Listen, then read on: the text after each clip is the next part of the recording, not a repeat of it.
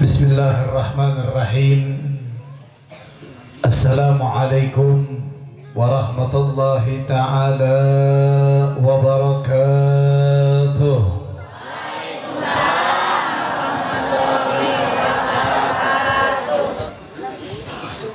Alhamdulillah, alhamdulillahilladzi hadana bi ni'matil Islam wal iman, thumma ja'alana min afdalil ummat fi dunya wal akhirah. Ashhadu an la ilaha illallah wa ashhadu anna sayyidana Muhammadan abduhu wa rasuluh la nabiyya ba'dah. Allahumma salli wa sallim wa barik wa karrim wa majid wa azim ala sayyidina wa nabiyyina wa maulana Muhammad al-fatih lima ughliq wal khatimi lima sabaq nasiril haqqi bil haqq wal hadi ila siratikal mustaqim wa ala alihi haqqa qadrihi wa miqdarihil azim. Ya Fattah ya Razak, amma ba'd.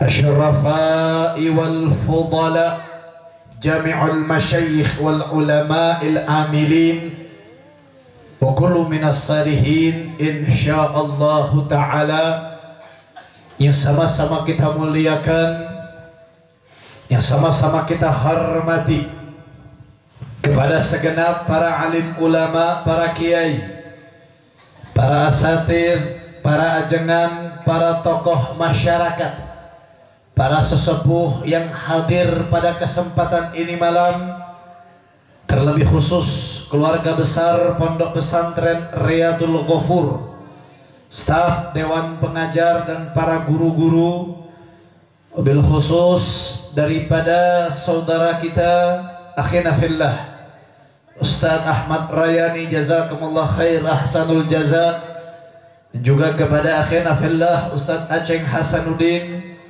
wa akhina fillah Ustadz Aji Sajidin, dan juga para ustadz, para guru-guru kita dari trio kompak Qori yang telah menyampaikan lantunan ayat suci Al-Qur'annya, serta para alim ulama yang lain yang hadir pada kesempatan ini malam, yang mohon maaf tidak bisa disebutkan namanya satu persatu, tapi demi Allah tidak mengurangi rasa hormat saya kepada guru-guru kita sekalian. Kita doakan mudah-mudahan para ulama-ulama kita, para kiai, para ustadz, para ajangan kita, para guru-guru kita selalu senantiasa Allah panjangkan umurnya, Allah sehatkan jasmani dan rohaninya, Allah berkahkan langkah perjuangan dakwahnya, amin ya rabbal. Dan juga terlebih khusus salam penghormatan saya sampaikan terkhususnya kepada seluruh jamaah hadirin wal hadirat, muslimin muslimat, mu'minin mu'minat yang hadir pada kesempatan ini malam, yang berkumpul bersama dari dimulainya acara sampai detik ini. Kita bersama-sama mengagungkan Allah, kita bersama-sama memuliakan Allah, kita bersama-sama membesarkan Allah. Semua angkat tangannya kita bermunajat meminta kepada Allah. Mudah-mudahan dengan keberkahannya kita berkumpul pada ini malam, dengan kemuliaannya zikir dan juga salawat, tidaklah kita pulang dari ini malam kecuali seluruh dosa-dosa kita diampuni oleh Allah Subhanahu wa ta'ala. Dosa keluarga kita diampuni oleh Allah, dosa ibu bapak kita diampuni oleh Allah. Apabila di antara kita ada yang sedang sakit, mudah-mudahan Allah angkat penyakitnya. Yang sedang susah, Allah berikan kebahagiaan kepadanya. Dan mudah-mudahan dengan keberkahannya kita berkumpul pada ini malam, tidaklah Allah jadikan kita meninggal kecuali meninggal di dalam keadaan husnul khatimah. Amin ya rabbal. Alhamdulillah saudara, sebelum saya mulai, sebelum saya lanjut, alhamdulillah pada kesempatan ini malam kita sama-sama berkumpul pada tempat yang dimuliakan oleh Allah. Kita berkumpul pada tempat yang diagungkan dan dibesarkan oleh Allah. Sebelum saya lanjut, ini alhamdulillah pada kesempatan kali ini udah setengah 12 malam. Kira-kira jamaah semuanya mau dilanjut atau mau ditutup? Kurang kompak, kurang semangat, lanjut atau tutup? Ini yang bapak-bapak pada mendem, yang laki-laki pada diam, lanjut atau tutup? Soalnya dengar kabar, punya kabar kalau di Sadananya itu ngajinya las tulik. Tahu las tulik? Jam 11 nyatu balik. Ini kira-kira udah setengah 12. Saya tanya semua jamaah, jawab yang kompak, jawab yang semangat. Sampai jam 1 siap atau tidak? Siap atau tidak? Masih semangat? Betul. Semua angkat tangannya, takbir. Sallu ala Nabi Muhammad. Alhamdulillah, segala puja beserta puji kita haturkan kehadiran Allah subhanahu wa ta'ala. Huwallahul ladzi la ilaha illa ghairuh, yang mana dialah Allah yang maha agung, Allah yang maha besar, Allah yang maha bijaksana. Begitu pula Allah yang maha memberikan nikmat kepada setiap hambanya. Begitu banyak nikmat-nikmat yang telah Allah berikan kepada kita semua, dari lahirnya kita di alam muka bumi sampai detik ini. Begitu banyak karunia nikmat yang telah Allah berikan kepada kita. Terlebih khusus Allah memberikan nikmat sehat walafiat, sehingga pada ini malam kita hadir berkumpul pada tempat yang dimuliakan oleh Allah subhanahu wa ta'ala. Amin ya rabbal. Begitu pula masih banyak nikmat-nikmat yang lain yang Allah curahkan kepada kita, yang Allah berikan kepada kita. Salah satunya Allah berikan nikmat Islam, Allah berikan nikmat iman, Allah berikan nikmatul ihsan, sehingga pada ini malam kita mengagungkan dan memuliakan Allah subhanahu wa ta'ala. Begitupun masih banyak nikmat-nikmat yang lain, saudara ikhwan rahimakumullah.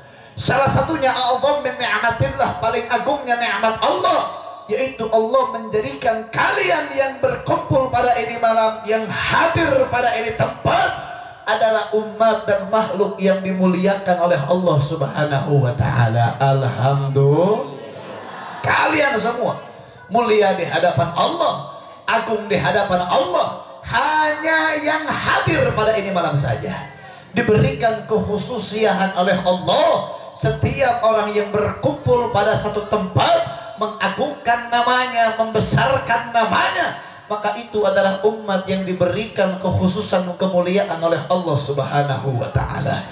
Dan saudara ikhwan rahimakumullah, patut kita sadari bahwasannya kemuliaan yang kita miliki saat ini bukan dikarenakan harta yang kita punya.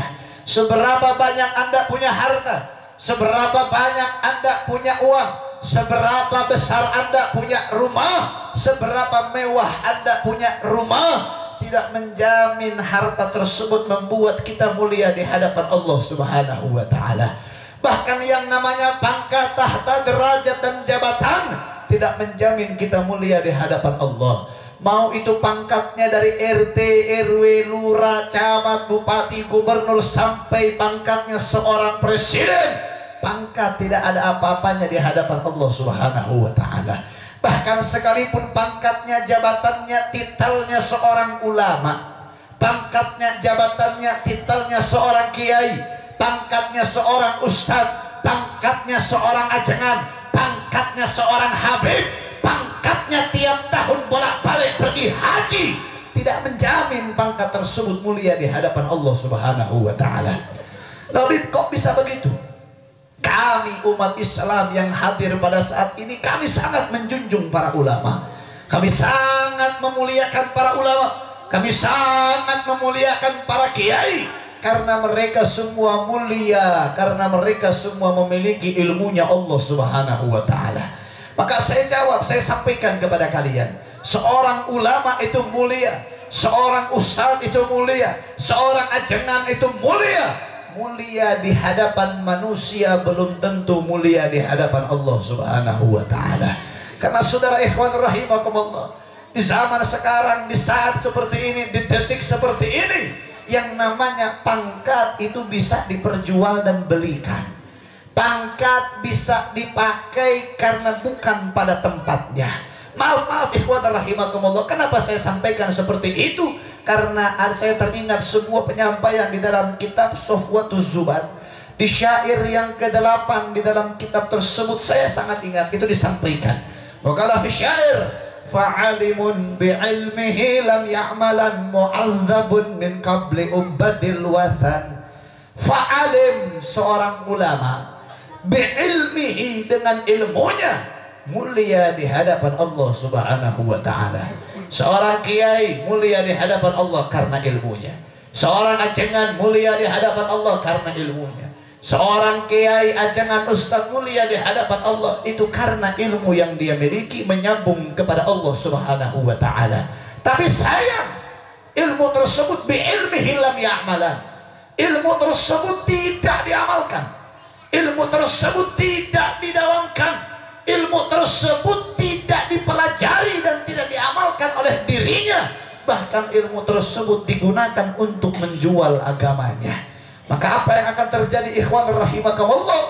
Mu'adzab min qabli ubadil wathan, akan diazab oleh Allah sebelum orang yang menyembah berhala. Na'udzubillahi min. Lalu apa Habib yang membuat kita mulia di hadapan Allah? Kalau bukan harta, kalau bukan pangkat, kalau bukan tahta, kalau bukan ilmu, lalu apa yang membuat kita mulia di hadapan Allah?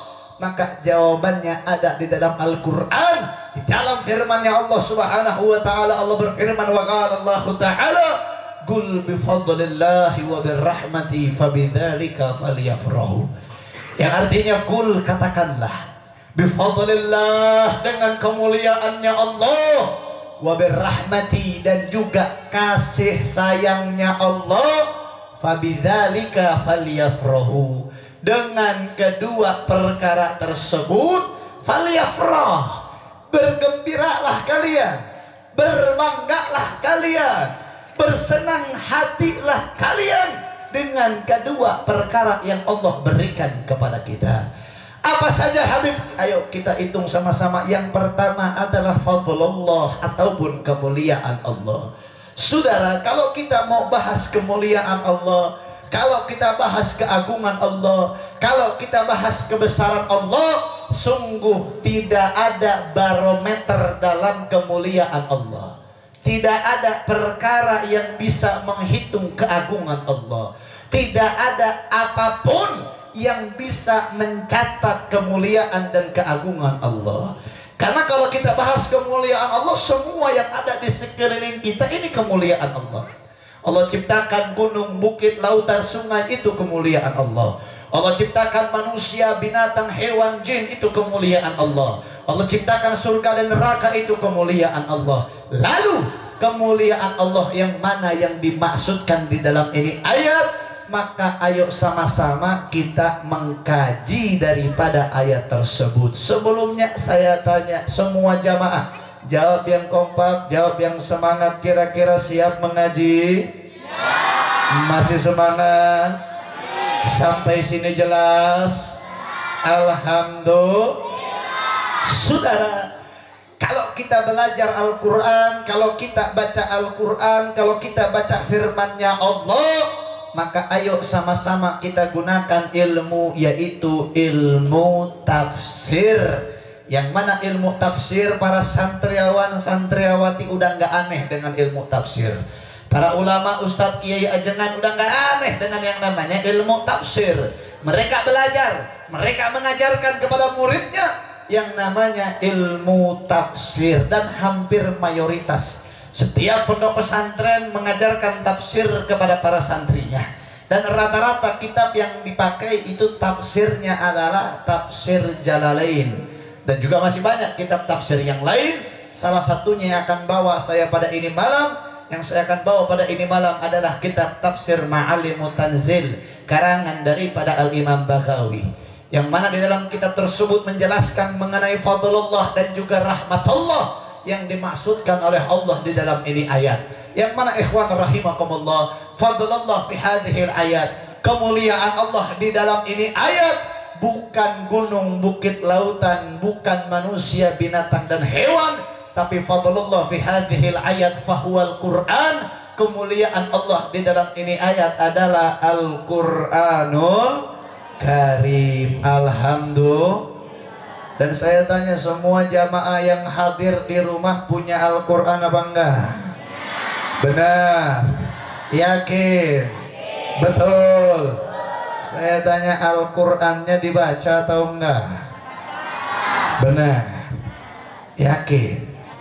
Tong nggak bohong saya ke aing. Nggak tinggal di bulan banget banget berdusta ya.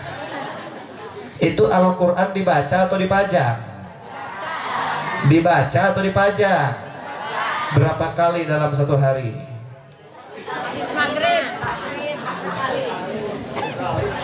Paling sering ke saminggu saminggu sekali. Benar? Leres? Eta hungkul malam Jumat doang. Benar? Nu dibaca lain ti Al-Baqarah nepi ka Al-Ikhlas lain. Yasinna hungkul. Nu dibaca lain Arabna, Latinna anu dibaca. Giliran disuruh baca Arabna mana nang ngajawab aya mikro opat di teu khatam ieu mah. Na'udzubillahi min. Saudara, Al-Quran aja ditinggalkan oleh kita, lalu bagaimana dengan sunnahnya baginda Nabi? Ketika akhir hayatnya Nabi tidak meninggalkan apapun kepada kita. Nabi tidak mewasiatkan harta. Ingat, saya sampaikan, Nabi tidak mewasiatkan harta kepada kita. Nabi tidak memerintahkan kita untuk mencari harta. Tapi kalian semua mati-matian, pagi, siang, sore, malam, mati-matian kalian kejar yang namanya harta. Nabi tidak mewasiatkan kalian untuk membangun rumah yang tinggi, tapi kalian mati-matian bangun rumah yang besar dan mewah. Yang Nabi wasiatkan kepada kita hanya dua perkara. Yang pertama Al-Quran, dan yang kedua adalah sunnahnya baginda Nabi besar Muhammad. Ini yang menjadi penyelamat buat kita. Al-Qurannya saja sudah kita tinggalkan, lalu bagaimana dengan sunnahnya? Kalian semua mengaku beragama Islam, mengaku cinta kepada Allah, mengaku cinta kepada Nabi, tapi ajarannya saja kalian sudah tinggalkan. Amanatnya pun sudah banyak dilupakan.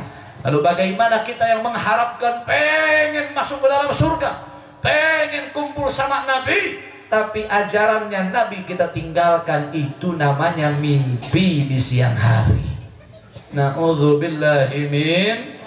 Nah, itu yang pertama ikhwan rahimakumullah. Al-Quran termasuk daripada kemuliaan Allah subhanahu wa ta'ala.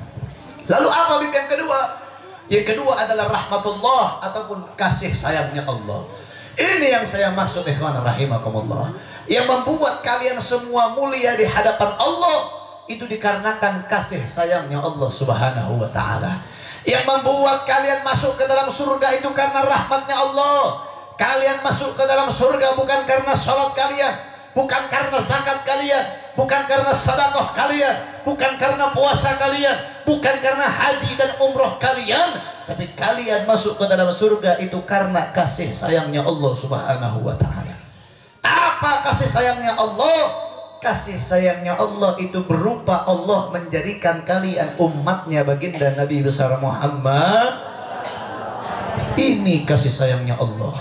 Karena kita menjadi umatnya baginda Nabi, kita tahu dan kita beriman kepada Allah.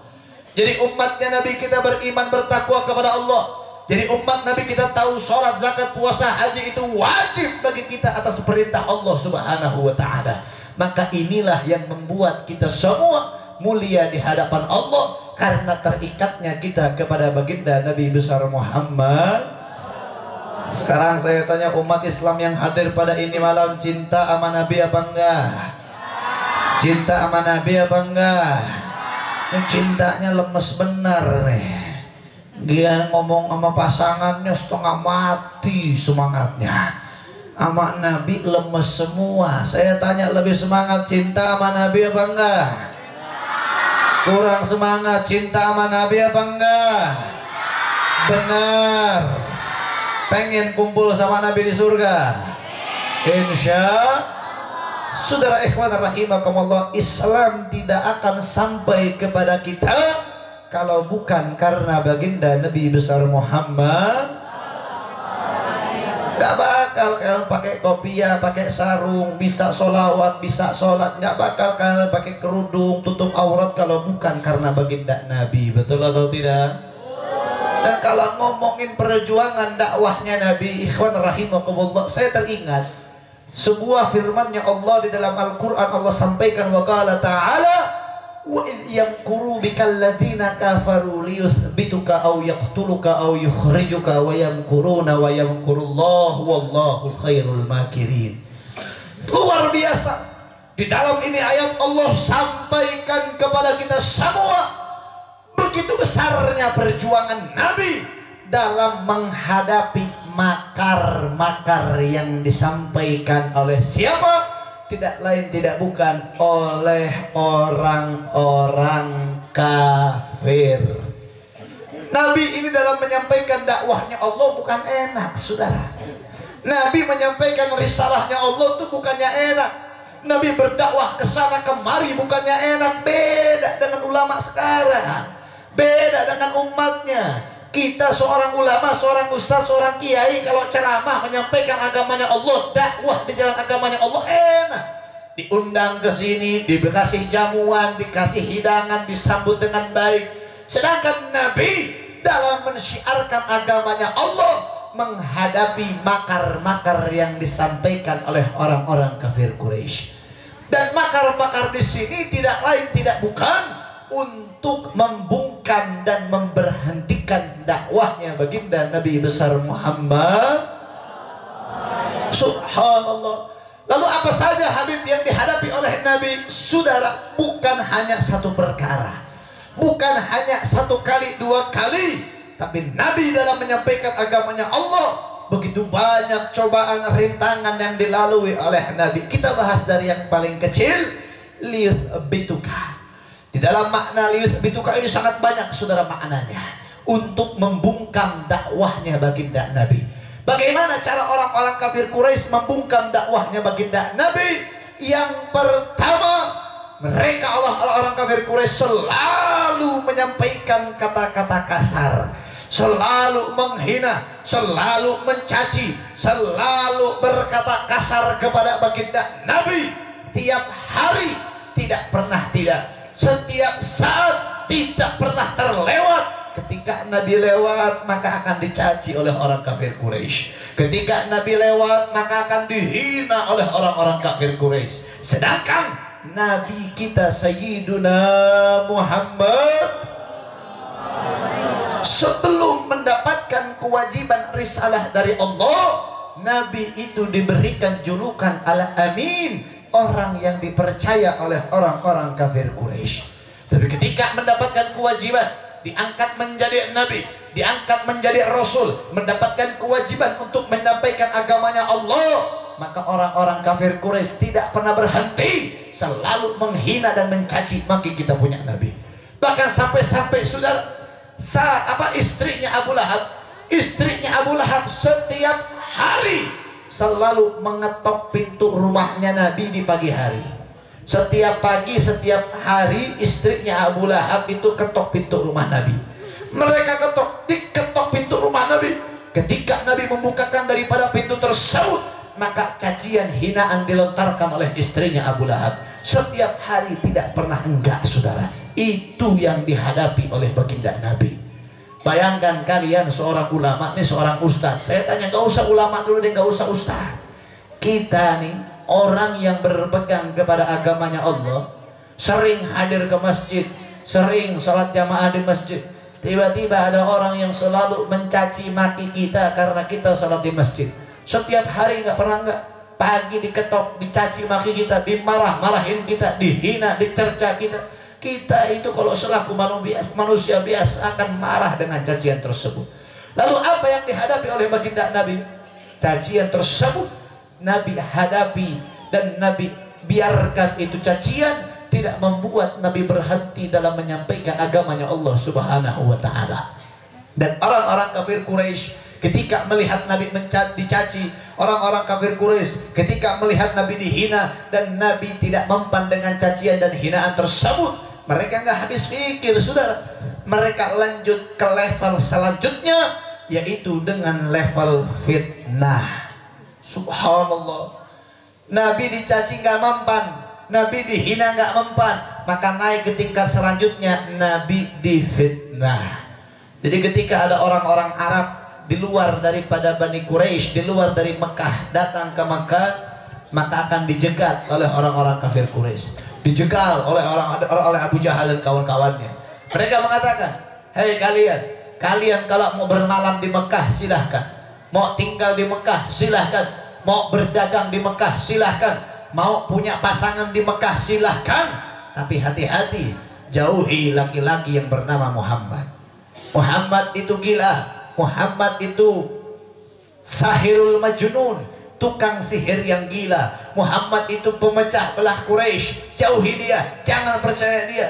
Dan apa yang terjadi, saudara? Orang-orang pun menjauhi dan tidak percaya dengan apa yang disampaikan oleh baginda Nabi. Lalu bagaimana Nabi menghadapi perkara tersebut? Sebagian cacian, sebagian hinaan Nabi counter, Nabi lawan cacian tersebut, dan sebagian waktunya Nabi dihabiskan untuk menyampaikan agamanya Allah Subhanahu wa ta'ala. Alhamdulillah, nggak berhenti dalam menyampaikan agama Allah. Orang kafir Quraisy semakin geram, semakin panas, semakin emosi, dicaci nggak mempan, difitnah nggak mempan, naik ke tingkat selanjutnya, diancam ingin dibunuh. Cuman karena saat itu kita punya Nabi di bawah suaka perlindungan pamannya, yaitu Sayyidina Abu Thalib. Pamannya Nabi seorang pemuka dari Bani Quraisy, seorang pemuka dari Bani Hashim, seorang pemuka dari Bani Mutalibi atau Bani Matalabi ataupun Bani Mutalib. Maka tidak ada orang yang berani menyentuh fisiknya baginda Nabi. Karena saudara, politik di Mekah saat itu tuh keras, kejam. Politik di Mekah itu kejam, saudara, saat itu. Subhanallah. Seandainya di kampung ini, contoh saja, di kampung ini ada seorang pecong, ada seorang yang sangat ditakuti, ada seseorang yang sangat disegani, datang orang lain di luar kampung tersebut, dilindungi oleh pecong tersebut, dilindungi oleh orang yang berkuasa tersebut, maka tidak ada orang kampung itu yang berani mengganggu pendatang tersebut. Begitupun kita punya Nabi. Kita punya Nabi di bawah suaka perlindungan pamannya, seorang pemuka dari Bani Hashim dan Bani Muthalib. Maka nggak ada yang berani menyentuh langsung fisiknya baginda Nabi.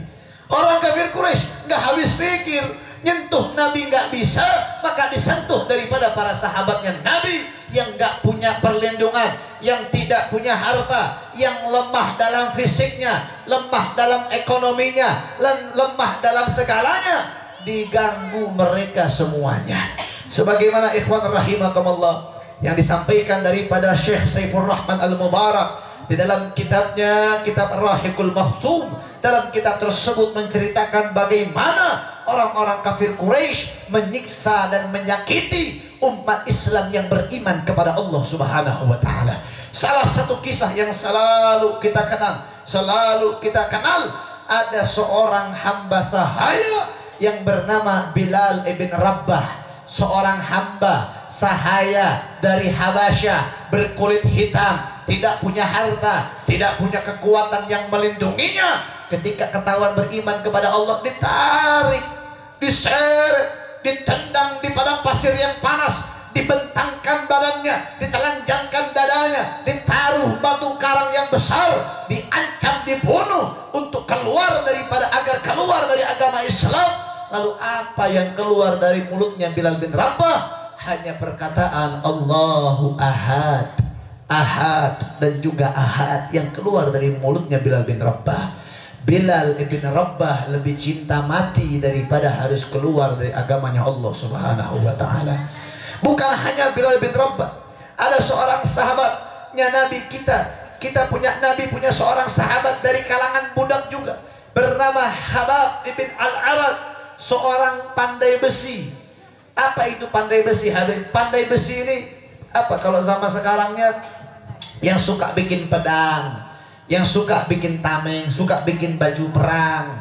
Anggaplah zaman sekarang itu kalau tukang besi yang jual-jual besi. Ini Habab ibn Al-Arad, sahabatnya Nabi, yang sedang dia bikin besi.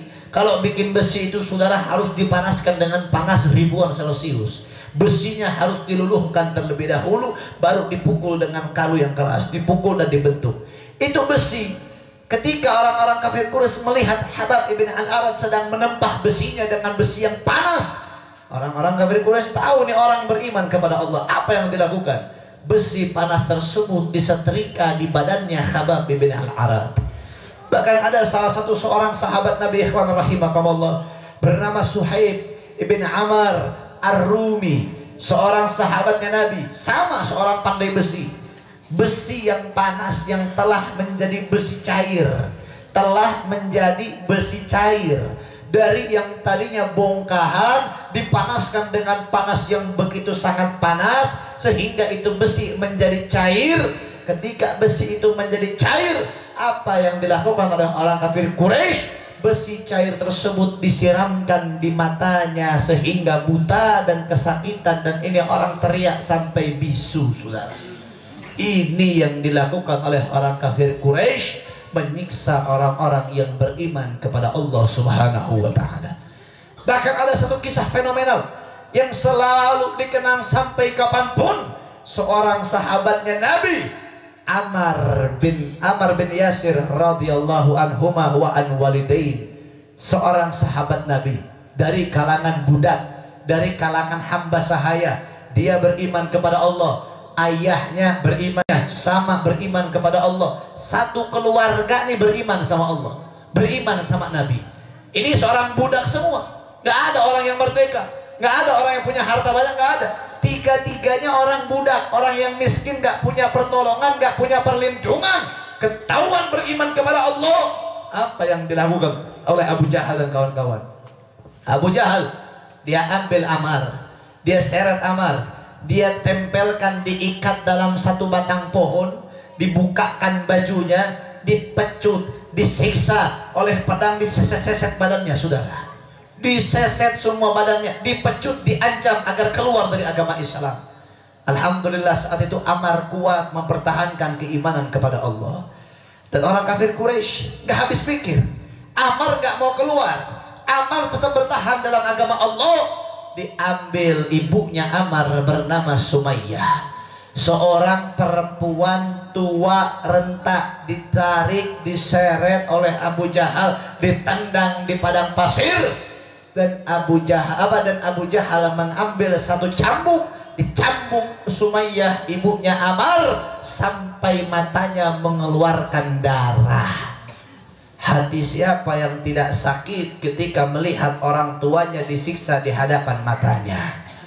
Saat itu Ammar bin Yasir imannya pun melemah, tak kuat, tak kuasa melihat ibu tercintanya disiksa.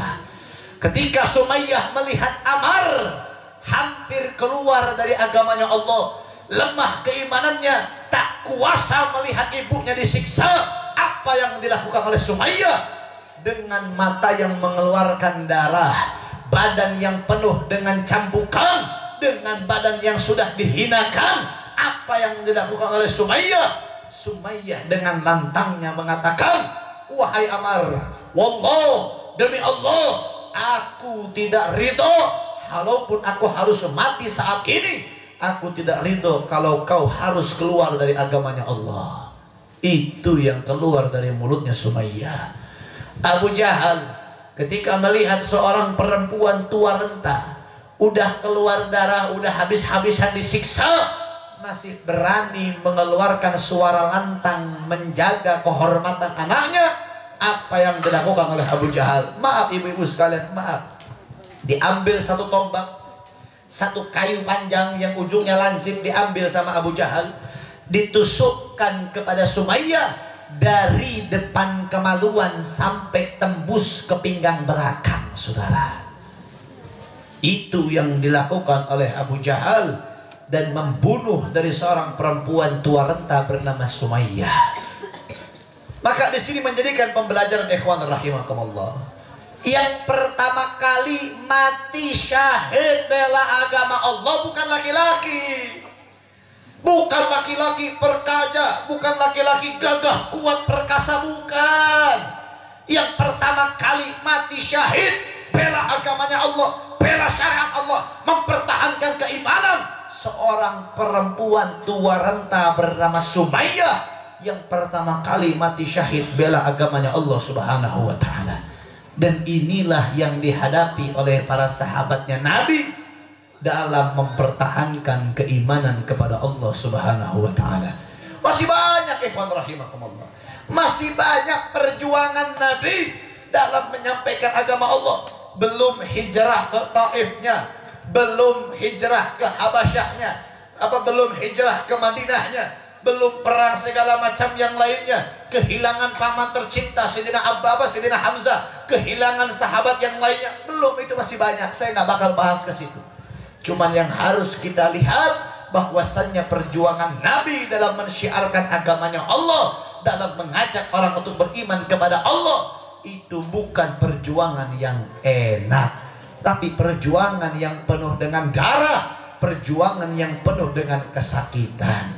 Maka dari itu ikhwan rahimakumullah, kita selaku umat Islam yang hidup di zaman sekarang, Islam yang menjadi agama mayoritas di Indonesia, kita ikhwan rahimakumullah, Anda mau sholat di masjid nggak harus dilempari batu, Anda mau sholat di masjid nggak harus ditembaki, Anda mau sholat di masjid nggak harus dibunuh, enggak. Kita lihat saudara-saudara kita di Palestina sana, mereka yang mempertahankan keimanan kepada Allah, sholat aja harus dibunuh. Mau sholat itu aja harus mengantarkan nyawa. Mau mempertahankan keimanan kepada Allah saja, bukan apapun yang dihadapi, tapi nyawa di depan mata yang dihadapi. Maka ini menjadikan syukurnya kita selaku umat Islam Indonesia, bersyukur kepada Allah bahwasannya kita di sini memperpegang teguh agamanya Allah dengan kenikmatan dan kenyamanan. Alhamdulillah. Wajib bersyukur. Bagaimana cara kita bersyukur kepada Allah atas perkara nikmat yang telah Allah berikan kepada kita?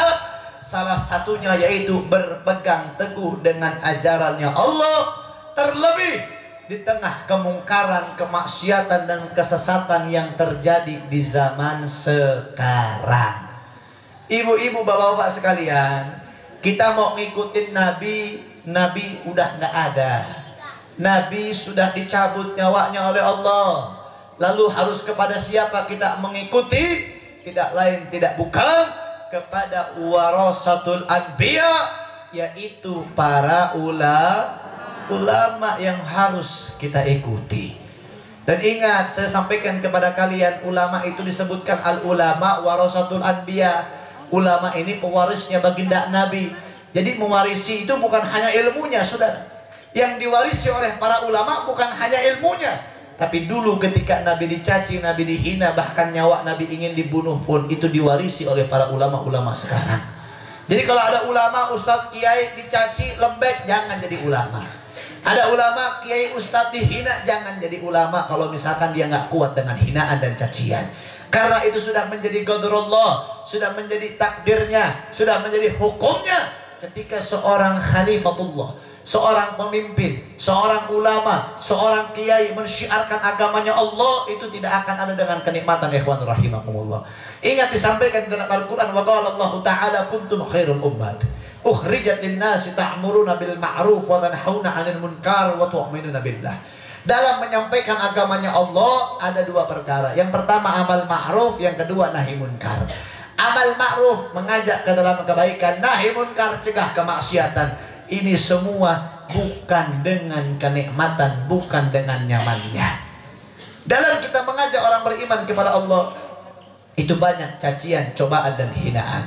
Begitu pula dalam kita mencegah orang-orang itu bermaksiat, itu pun bakal dihadapi dengan cobaan, hinaan dan juga rintangan yang akan dihadapi oleh para ulama-ulama. Maka ikhwan rahimakumullah, kita doakan mudah-mudahan ulama-ulama kita panjang umur, sehat walafiat. Amin ya rabbal alamin. Dan ikhwan rahimakumullah, dalam saat ini, dalam zaman seperti ini, kalau kita mau mengikuti ulama harus pilih-pilih. Karena ulama di zaman sekarang banyaknya bukan main. Dan kalau mau jadi ulama zaman sekarang gak harus pondok pesantren, enggak. Kalau mau jadi kiai, mau jadi ustadz zaman sekarang gak harus pondok, saudara. Tukang mabok, tukang judi, tukang zina, mau jadi kiai gampang. Beli sarung BHS, beli gamis, beli koko, beli udeng, beli itek, langsung keluar rumah juga dipanggil kiai badai kamana. Bener tuh, langsung jadi kiai. Maka kalau pilih ulama harus hati-hati. Pilih ulama yang istiqomah. Jangan pilih ulama yang madhabnya ke madhab Soekarno, jangan. Apalagi ikutin ulama yang madhabnya Megawati, apalagi. Cukup ikuti ulama yang bermadhabkan 4 madhab. Apa aja madhabnya? Yang pertama madhab Syafi'i, yang kedua Malik, ketiga Hana, keempat Hamba. Nggak ada itu madhab Soekarno, itu nggak ada. Na'udzubillahi min. Nah, itu kalau Az-Zaitun tuh nggak cocok. Nama juga Panji Gumilang nggak cocok. Masuk kiai Panji Gumilang nggak cocok, saudara. Nggak cocok, namanya nggak cocok jadi ulama, betul? Itu pondok, subhanallah. Kaget saya ketika kemarin ada berita di pondok pesantren Az-Zaitun, kalau zina itu boleh, nggak dosa, asalkan bayar 2 juta. Itu malaikat disogok sama 2 juta, saudara. Na'udzubillahi min. Nah, itulah makanya kewajiban bagi kita di tengah seperti ini, di tengah zaman yang penuh dengan keanehan, penuh dengan kesesatan, penuh dengan kemaksiatan. Kewajiban bagi kita adalah berpegang teguh kepada ajarannya Allah Subhanahu wa ta'ala dengan cara mengikuti ulama yang istiqomah. Sampai sini jelas? Alhamdulillah. Nah, saudara ikhwan rahimakumullah, subhanallah, zaman sekarang kesesatan, kemungkaran, kemaksiatan itu udah merajalela. Contohnya saja kemarin Az-Zaitun. Terus ada lagi kemarin baru. Ini kayaknya mau cari viral doang. Kemarin saya lihat ada sosial media, ada pondok pesantren, nama pondok pesantrennya Al-Kafiyah. Itu kan kalau di sosial media itu subhanallah, sholat imamnya perempuan, terus takbirnya sampai tangan muter-muter. Terus pas dilihat apa? Maaf, yang laki-lakinya pada senang di sana. Laki-lakinya di ajaran itu pada senang. Kenapa? Satu laki-laki itu minimal istrinya harus 5. Dan istri bisa dikontrak, saudara. Barter istri juga bisa. Sholat itu satu waktu 70 kali untuk sholat yang lain. Jadi kalau sekarang sholat 70 kali, besok nggak usah sholat. Karena udah di DP-in katanya. Ada lagi, na'udzubillahi min. Tapi kalau begini kacau atau tidak? Kacau, saudara. Udah aneh sekarang ulama-ulama ini. Udah aneh, ajaran-ajarannya udah aneh. Bahkan maaf-maaf, yang bermaksiat zaman sekarang bukan hanya orang yang bodoh, bukan hanya orang yang gak paham agama bermaksiat, bukan. Tapi yang paham agama pun sudah merisa mereka bermaksiat. Ulama bisa bermaksiat. Di Bandung, gak usah jauh-jauh, ada ulama punya pondok pesantren, punya majelis santri banyak, bukan main. Tapi subhanallah, santriwatinya diperkosa, saudara. Diperkosa. Dengan alasan begini, kalau santri itu kalau mau dapat ilmu barokah harus taat sama guru. Disuruh sama guru harus taat. Ya memang sebetulnya betul, saudara. Sebetulnya betul. Kita kalau mau dapat ilmu yang barokah, santri kalau mau dapat ilmu barokah itu harus taat sama guru. Tapi gurunya yang mana dulu? Kalau misalkan disuruh belajar taat, disuruh khidmat taat. Ini disuruh mijitin, saudara. Dari pijit biasa jadi pijit plus. Ini banyak kasus seperti ini. Na'udzubillahi min. Kalau kayak begitu turutin apa jangan? Jangan. Bukan takzim itu namanya. Kurang ngajar. Kalau guru ngajarin kita buat taat, ikutin. Tapi kalau ngajarkan untuk kemaksiatan, jauhin. Karena sudah jelas, saudara, Nabi pun tidak mengajarkan kepada kita kemaksiatan, betul? Tapi Nabi mengajarkan kepada kita ketaatan. Alhamdulillah. Banyak yang maksiat sama sekarang bukan cuma orang yang bodoh, yang nggak paham agama. Maaf, saudara, maaf. Orang yang bodoh jauh dari agama, nggak paham agama, maksiat masih bisa dikatakan wajar. Kenapa? Karena dia nggak paham agama. Ini yang bermaksiat bukan orang nggak paham agama, dia paham agama. Dia paham bagaimana halal haram, tapi dia lakukan kemaksiatan hanya untuk menyenangkan daripada pribadinya. Na'udzubillahi min. Bahkan maaf, yang bermaksiat di zaman sekarang bukan orang dewasa saja. Bukan orang dewasa saja, bukan. Saya lihat berita kemarin itu ternyata betul beritanya. Daerah Jawa Timur atau Jawa Tengah saya lupa, 3 orang anak laki-laki berusia 8 tahun sekolahnya kelas 2 SD. Kelas 2 8 tahun memperkosa anak perempuan umurnya 5 tahun. Maaf saudara, diperkosanya bukan satu laki-laki, satu perempuan, bukan. 3 laki-laki memperkosa secara langsung itu perempuan secara keroyokan.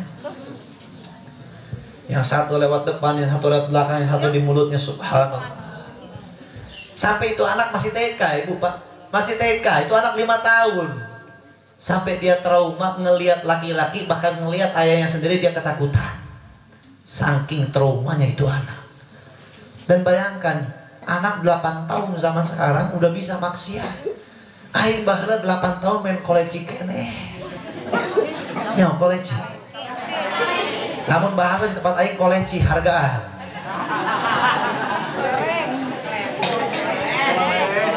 Koleci tempat aing mah. Boleh tuh? Boleh. Aing 8 tahun main enggrang, nyaho enggrang. Nu make bambu dah. Aing 8 tahun main layangan kene. 8 tahun. Bu, Pak, jangan kira kita tinggal di kota terus gak main kayak begitu. Saya dulu tinggalnya di kampung. Saya dulu tuh kalau misalkan kayak kelahiran Palembang, saya kelahiran Sumatera. Tapi saya besar di Bogor. Saya besar di Bogor. Di Bogor tuh saya tinggalnya di kabupaten. Dan dulu saya punya kampung tahun 2000 saya pindah di Bogor itu nggak ada rumah. Ini pasti padat penduduk, masih padat.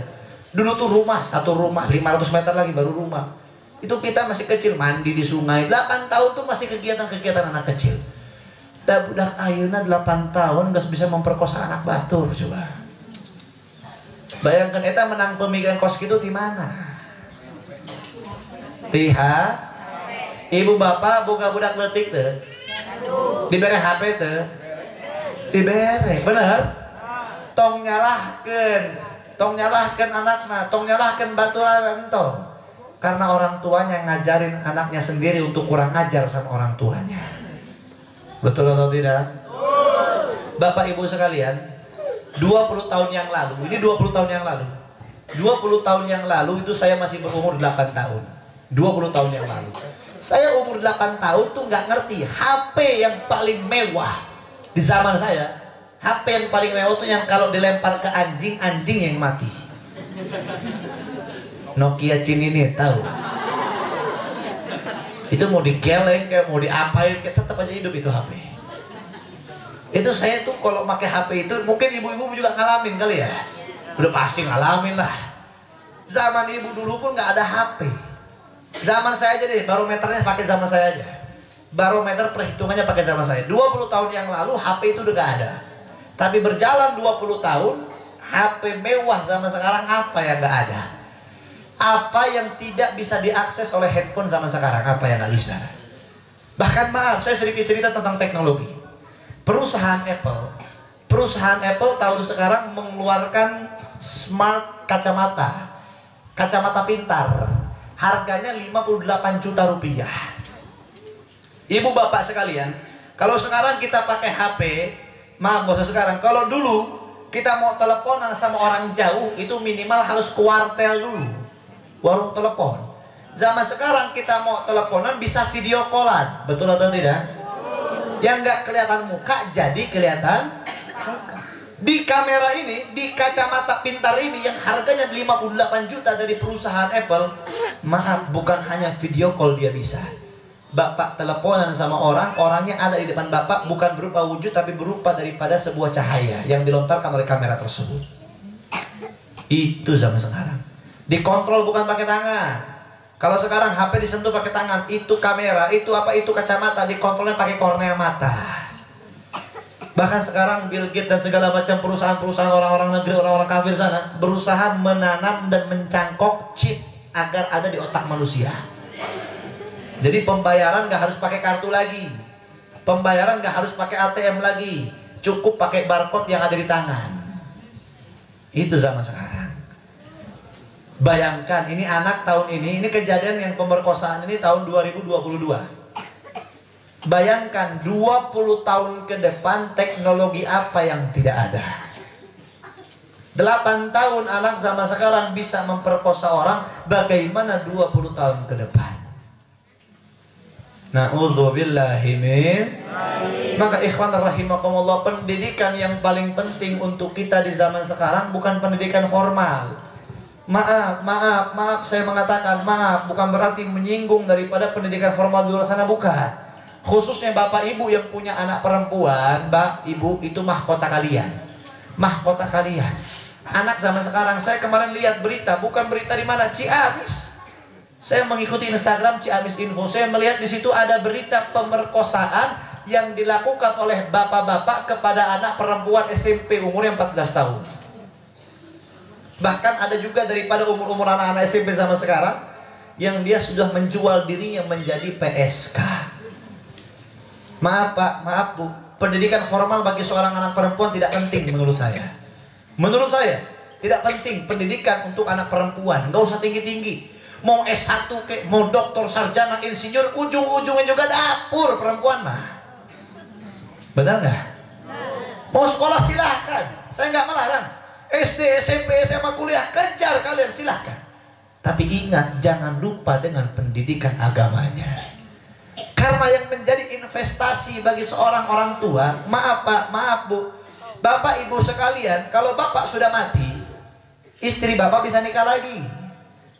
Ibu mati, meninggal, bapaknya bisa kawin lagi. Kalian mati, kalian meninggal, tetangga boro-boro ada yang peduli. Gak ada tetangga yang peduli. Yang ingat sama kita gak ada. Paling-palingan peduli, tahlilnya 40 harinya, paling sampai 100 harinya. Antar ke kuburan itu saja kalau tetangga. Kita punya saudara, kita punya kakek, kita punya adik, gak bakal peduli sama kita kalau kita sudah mati. Paling cuma nganterin ke kuburan, nyiapin tahlilnya 40 harinya, 100 hari, itu saja sudah. Yang paling peduli dan ingat kepada kita kalau kita sudah mati adalah seorang anak. Anak tidak pernah melupakan orang tuanya kalau anaknya sudah orang tuanya sudah meninggal. Dan ingat Pak, ada satu hadis yang kalian sudah pasti tahu dan sudah sering dengar. Idza mata bani adamin qata amaluhu ila min thalathin. Sedekah jariyah, ilmun yatafa'u biha, waladun salih yad'ulah. Saya enggak bakal bahas itu. Saya hanya ngambil al-waladun salih yad'ulah, kebalikan daripada perkara tersebut adalah al-waladun talih yadurruhu. Anak yang tidak saleh yang memberikan mudarat kepada kedua orang tuanya. Saya nggak bakal cerita orang lain. Saya cerita pengalaman teman saya sendiri. Saya punya teman, saya nggak bakal sebut namanya, saya nggak bakal sebut orang mana, nggak bakal sebut karena ini aib saudara. Tapi saya sering ceritakan ini dan saya orangnya tahu. Saya punya teman, ketika saya TK, saya kecil main bareng sama dia. Satu kampung sama dia, main bareng sama dia. TK saya satu kelas sama dia. SD selama 6 tahun saya satu sekolah sama dia. SMP selama 3 tahun saya satu sekolah sama dia. Kalau zaman sekarang mah bestie namanya. Udah deket. Deketnya bukan main. Tidur bareng, makan bareng, sarang nginap di rumah saya. Ini sering. Ketika saya lulus SMP, saya mondok pesantren 8 tahun. Saya punya teman ini, saya ceritakan dulu latar belakangnya. Dia anak satu-satunya, tidak punya kakak, tidak punya adik, satu-satunya anak tunggal. Dia punya ibu, sama anak tunggal juga, nggak punya kakak, nggak punya adik. Dia punya bapak, sama anak tunggal juga, nggak punya kakak, nggak punya adik. Jadi bener-bener satu keluarga cuma bertiga doang. Satu keluarga cuma bertiga, ibu, bapak, anak. Dididik sama orang tuanya apa? Cari duit, cari duit, cari duit, usaha. Mau jadi orang, harus kerja. Akhirnya apa? Ketika lulus SMP, dia berangkat ke Batam. Selama 8 tahun pun dia berangkat ke Batam. Dia berangkat ke Batam untuk kerja. Saat itu Pak, Bu sekalian, saat itu gaji per bulannya, kalau nggak salah tahun 2007, 2008, apa 2006 itu, saat itu gaji per bulan di Batam dia kerja bersih 4 juta atau 3.800.000 bersih 3.800.000. Makannya beda, per hari 50.000. Uang tipnya beda, per hari minimal dia dapat uang tip 60 sampai 80.000 per hari. 3.800.000 itu bersih gaji sebulan. 8 tahun dia kerja. Subhanallah, apa yang terjadi? Dididik sama orang tuanya untuk mencari duit, dididik sama orang tuanya dunia dan dunia. 2 tahun dia kerja di Batam, ibunya meninggal. 2 tahun kedua, 4 tahun dia kerja, ayahnya pun meninggal. Pulang ke Jawa Barat dalam keadaan yatim piatu. Saya juga pulang ke Jawa Barat, alhamdulillah orang tua saya masih ada. Ini ketemu sama saya, ketemu 8 tahun nggak ketemu, akhirnya ketemu. Kita reunian berdua, ngobrol sana sini. Akhirnya apa? Dia bilang sama saya, Beb, temanin saya Beb ya, mau ziarah ke makam orang tua saya. Akhirnya saat itu ketika dia minta saya buat nemenin ziarah, saya jawab gak bisa. Karena saya punya urusan memang tidak bisa diganggu gugat itu urusan. Akhirnya saya kasih titipkan satu buku Yasin Tahlil yang ada Latin nama terjemahannya itu. Saya titipkan nama dia, baca aja ini nanti di makam orang tua, sebutin nama orang tuanya. Lalu singkat cerita dia pulang dari ziarah, dia cerita lagi, nanya hukum sama saya. Apa yang dia tanya? Singkat ceritanya begini. Contohnya anggap meja depan saya ini makam orang tuanya. Ini teman saya. Buku yang saya kasih tadi, buku Yasin Tahlil tadi, itu dimasukkan ke kantong, HP dia keluarkan, dia cari aplikasi YouTube, dia dicari di YouTube itu, dia cari Yasin Tahlil lengkap, dia setel di atas makam orang tuanya. Dan dia diam. Dia nanya, hukumnya gimana Beb? Apakah itu sampai kepada orang tua saya? Ya saya nggak jawab. Yang saya saat itu cuma apa? Wallah saya nangis. Wallah saya sedih. Sedihnya kenapa? Bayangkan kalau yang di dalam kuburan itu bukan orang lain tapi kita. Bayangkan kalau itu anak bukan anak orang lain tapi anak kita. Sudah mah kita pusing dengan amal ibadah kita dipertanggungjawabkan di kuburan. Ini ngelihat anak kerjaannya maksiat setiap hari. Kerjaannya munkarat, sayyi'at dhalalah setiap hari. Maaf saya nggak ceritakan. Dia itu ketika di Batam, Pak, Bu, ini Batam perbatasan dengan Singapura. Gaji per bulan 3.800.000 dia gunakan bukan apa.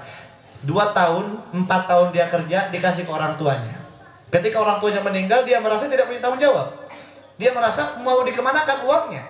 Selama 4 tahun tidak pernah lepas dia yang namanya minum minuman keras. Selama 4 tahun duit yang dihabiskan untuk bermalam-malaman di diskotik. Selama 4 tahun, maaf saya ceritakan ini aib, selama 4 tahun seminggu 3 kali ganti perempuannya. Setelah orang tuanya meninggal. Karena apa? Bukan didikan orang lain, tapi orang tuanya mendidik anaknya untuk duniawi. Sehingga dia lupa jauh dari agama. Sehingga dia jauh dari syariah. Ini bukan anak yang bukan menjadikan manfaat buat kita, tapi menjadikan mudarat buat kita. Maka Bapak Ibu sekalian, pendidikan yang paling penting buat keluarga kita adalah pendidikan agama. Ini yang paling penting. Yang menjadikan investasi buat kita ketika kita sudah nggak ada. Yang menjadikan penyelamat buat kita ketika kita sudah nggak ada. Bayangkan bapak di kuburan tapi orang tua anak bapak maksiat di luar sana. Ibu di kuburan tapi anaknya maksiat, nggak pernah ngasih tahlil, nggak pernah ngirimin Fatihah buat orang tuanya. Apa yang terjadi dalam kuburan kita? Apa yang bakal diterima oleh kita?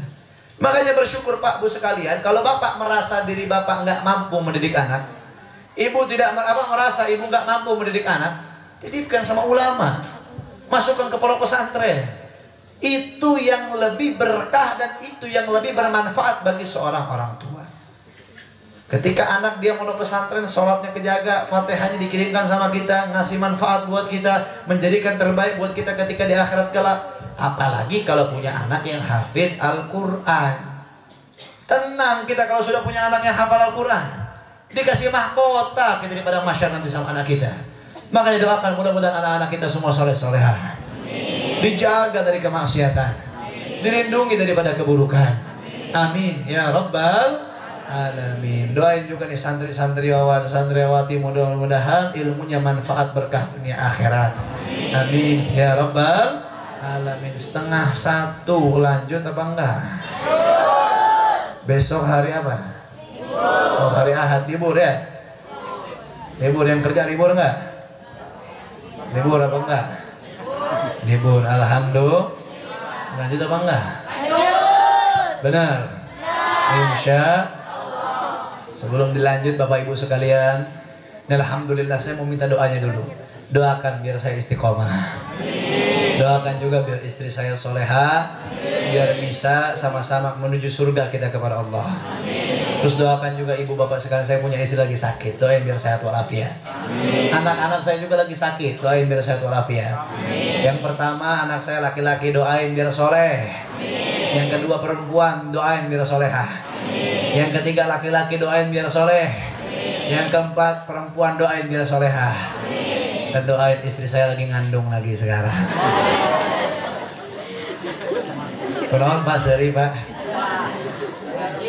Pak, ya umur ngoraken can 30 Pak, tapi anak geus arek 5 ya. Alhamdulillah. Baraha PB umurna, anak nu kahiji 5 tahun jalan genep. Anak nu kadua 4 tahun jalan 5. Anak nu katilu 2 tahun jalan 3. Anak nu kaopat 8 bulan. Ini pemajikan aing hamil kene. Alhamdulillah. Nggak disengaja Bu, itu mah rezeki dari Allah. Bener nggak? Rezeki dari Allah, ditolak haram, nggak boleh. Karena itu nikmat dari Allah, betul? Bapak-bapak juga harus banyak anak Pak. Harus. Karena Nabi mengatakan aktsiru auladukum, perbanyaklah anak kalian. Karena aku akan membanggakan umatku yang paling banyak anaknya. Banyak anak, banyak rezeki. Jadi kalau bapak punya istri, istri bapak nggak mau punya banyak anak, berarti kode Pak, buat cari istri yang lain. Alhamdulillah. Doain mudah-mudahan semua anak-anak kita soleh-solehah. Terus juga bapak ibu sekalian doain. Alhamdulillah sekarang kan kita sekarang menjadi warga Ciamis. Dekat sadananya sama saya dekat. Kita alhamdulillah lagi ngebangun pondok pesantren di Dusun Babakan, RT 1 RW 11, desanya Desa Cipaku, berbatasan dengan Desa Sukawening. Jadi tanah itu ada dua lokasi.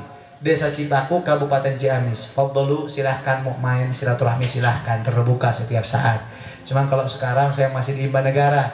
Insya Allah nanti akhir tahun di bulan Sya'ban sebelum bulan Ramadan baru saya pindah ke Cipaku insya Allah. Doain ngebangun pondok biar lancar, biar mudah, biar rezekinya dari manapun kebuka. Amin ya rabbal alamin. Dan ikhwan rahimakumullah, minta maaf, minta ridho juga. Ini malam saya telat datangnya, harusnya jam 10 udah kesini. Cuman memang kita tadi ada panggilan juga. Pertama tadi ba'da maghrib ada syukuran. Terus abis isya kita berangkat ke Panjalu. Dari jam 10:30 tadi dari Panjalu baru jalan ke sini. Alhamdulillah. Pas nyampe di RT 8, mobil ban sebelah ban kirinya masuk ke kolam. Makanya tadi saya kesini naik motor, padahal udah dekat. Biasa itu kerjaan maps lah, nyasalin malah ke sono. Nah jadi juga insya Allah sepulang dari sini saya mau langsung jalan ke Cikatomas. Karena besok saya ada acara di daerah Cikatomas, Tasikmalaya. Doain biar berangkat pulang sehat walafiat. Dan juga mudah-mudahan apa yang saya sampaikan pada kesempatan kali ini berkah manfaat. Ilmunya walaupun sedikit saya sampaikan ada manfaat buat kita. Intinya saya minta maaf tidak bisa panjang lebar. Sebelum kita tutup, ayo sama-sama kita lantunkan syair Abu Nawas. kita minta ampunan kepada Allah Subhanahu wa taala. Angkat suaranya. Ilahi lastolil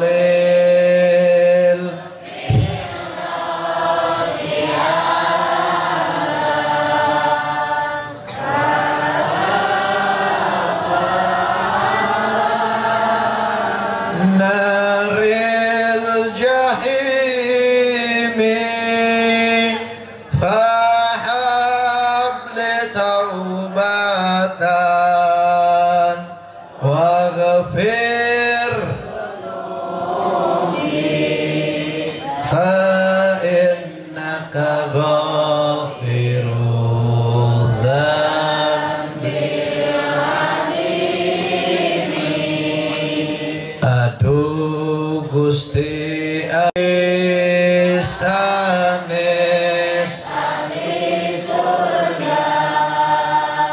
namun nahan panas neraka mugi Gusti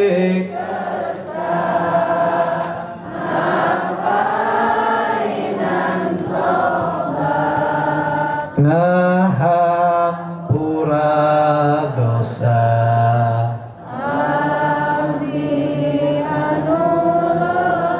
Amin ya rabbal alamin. Mungkin apa yang saya sampaikan hanya bisa sekian. Atas segala kurang lebihnya mohon maaf. Mudah-mudahan berkah buat kita semuanya. Syukran jazilan jazakumullah khair ala ikhtimamikum. Hadza minni wa lafu minkum wabillahi taufiq wal hidayah wal inayah. Assalamualaikum warahmatullahi wabarakatuh.